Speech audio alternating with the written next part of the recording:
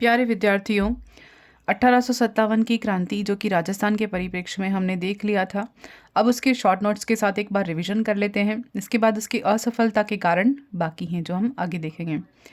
तो राजस्थान में 1857 की क्रांति के समय पॉलिटिकल एजेंट कौन कौन थे? रियासतें हैं और पॉलिटिकल एजेंट हैं। रियासत कोटा, कोटा रियासत के political agent major Burton, Jodhpur के मोक मैसन, भरतपुर का मॉरिसन, जयपुर के ईडन, उदयपुर का शावर्स और सिरोही का जैडी हॉल। तो ये हमें याद कर लेना है, रट लेना है जैसे भी।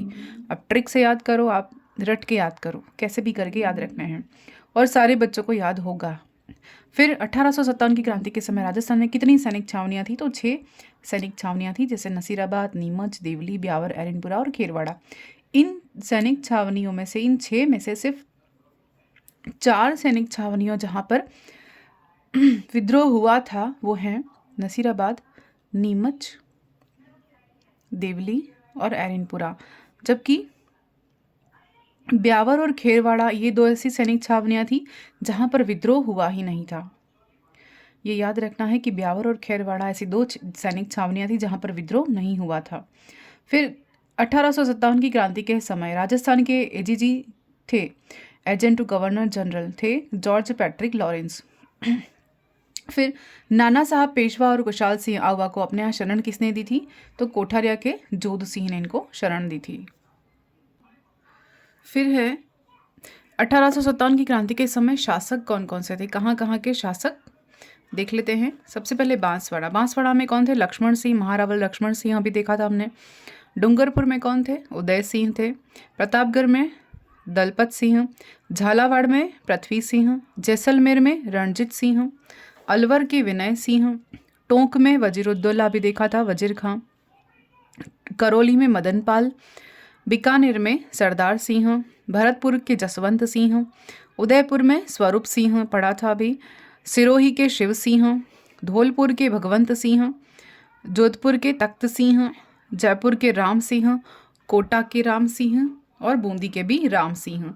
तो ये हमने देखा। फिर से देख लेते हैं। बांसवाड़ा के लक्ष्मण सिंह, डूंगरपुर के उदय सिंह, प्रतापगढ़ के दलपत सिंह, झालावाड़ के पृथ्वी सिंह, जैसलमेर रणजीत सिंह, अलवर के विनय सिंह, टोंक के वजीरुद्दौला, करौली के मदन पाल, बीकानेर के सरदार सिंह, भरतपुर जसवंत सिंह, उदयपुर के रूप सिंह, सिरोही के शिव सिंह, धौलपुर के भगवंत सिंह, जोधपुर के तख्त सिंह, जयपुर के राम सिंह, कोटा और बूंदी दोनों के यानी तीनों के राम सिंह थे।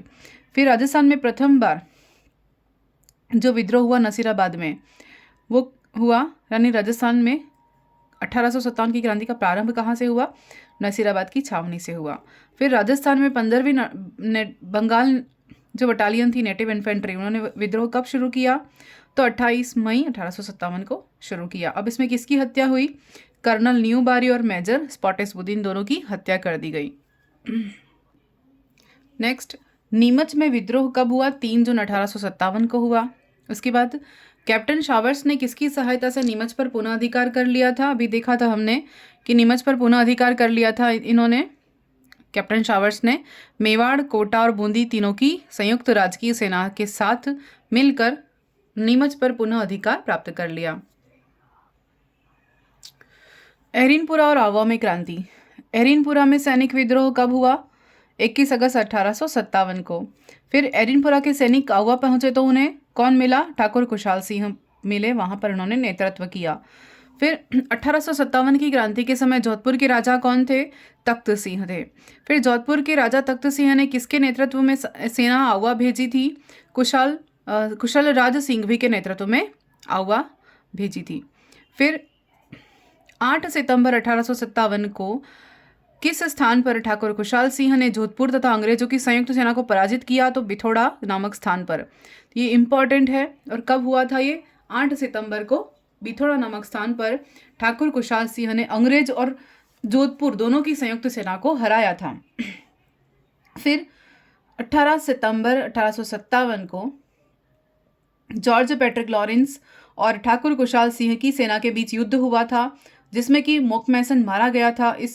इस युद्ध का नाम क्या है? चिलावासा का युद्ध 1857 में हुआ था। 18 अप्रैल को जॉर्ज पैट्रिक लॉरेंस और ठाकुर कुशाल सिंह की बीच ये युद्ध हुआ था।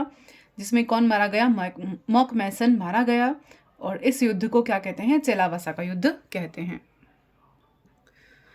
क्रांतिकारियों ने मॉक मैसन का सिर कहाँ काटकर लटकाया? तो आउवा के किले पर लटकाया।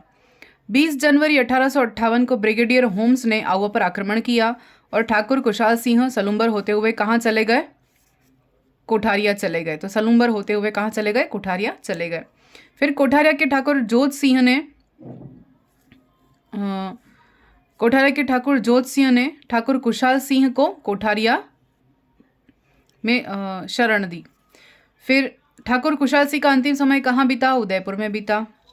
कोटा में क्रांति। कोटा में विद्रोह कब आरंभ हुआ? 15 अक्टूबर 1857 को कोटा में विद्रोह आरंभ हुआ।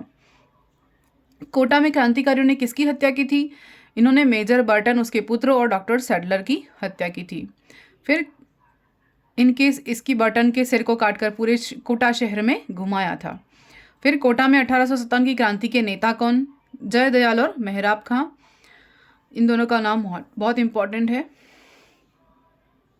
फिर 1857 की क्रांति के समय कोटा महाराव राम सिंह द्वितीय की सहायता के लिए किसने सेना भेजी थी? तो ये करौली के मदन पाल ने सेना भेजी थी। ये भी इंपॉर्टेंट है, ये हम पढ़ चुके हैं। धौलपुर में क्रांति। धौलपुर में क्रांति के नेता कौन? रामचंद्र और हीरालाल। रामचंद्र और हीरालाल, ये भी इंपॉर्टेंट है, देख लिया हमने ये लास्ट वीडियो में।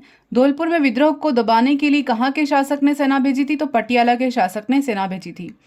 तो कोटा की विद्रोह को दबाने के लिए तो करौली के मदन पाल ने भेजी थी और धौलपुर के विद्रोह को दबाने के लिए पटियाला के शासक ने सेना भेजी थी। फिर 1857 की क्रांति के प्रमुख नेता के बारे में देख लेते हैं, रिवीजन। कोटा में क्रांति के नेता कौन? जय दयाल और मेहराब खां। आउवा में ठाकुर कुशाल सिंह। टोंक में क्रांति के नेता मीर आलम खां। ये टोंक में कौन है? मीर आलम खां है। और धौलपुर में कौन है? रामचंद्र हीरालाल। धौलपुर में रामचंद्र और हीरालाल, रामचंद्र और हीरालाल, ये दो हैं। सलुम्बर में क्रांति के नेता कौन? केसरी सिंह। और कोठारिया में क्रांति के नेता कौन? जोध सिंह। तो ये इंपॉर्टेंट है। फिर नाना साहब पेशवा और कुशाल सिंह आउवा को अपने यहाँ शरण किसने दी थी? कोठारिया के जोध सिंह ने शरण दी थी।